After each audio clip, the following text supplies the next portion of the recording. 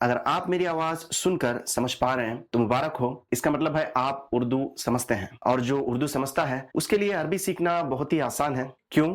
کیونکہ اردو میں بے شمار الفاظ عربی سے آئے ہوئے ہیں، یعنی آپ پہلے سے ہی تھوڑی بہت عربی جانتے ہیں، وہ بھی بنا جانے۔ یقین نہیں آ رہا ہے؟ چلیے ایک چھوٹا سا عربی جملہ دیکھ لیتے ہیں۔ یواجہ الانسان مشاکل کثیرۃ فی الحیاہ لیکن الصبر والحکمۃ یساعدان علی حلها بطریقۃ صحیحہ۔ اب ذرا گنتی کیجئے۔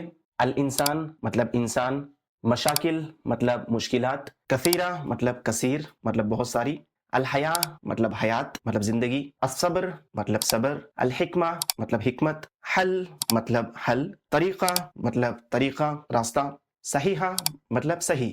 تو عربی کو بنا جانے بھی آپ عربی کے اس جملے کو تھوڑا بہت سمجھ سکتے ہیں، اور اگر اس جملے کا میں آپ کو معنی بتاؤں تو اس کا معنی ہے انسان زندگی میں بہت سی مشکلات کا سامنا کرتا ہے، لیکن صبر اور حکمت انہیں صحیح طریقے سے حل کرنے میں مدد دیتے ہیں۔ تو پھر دیر کس بات کی؟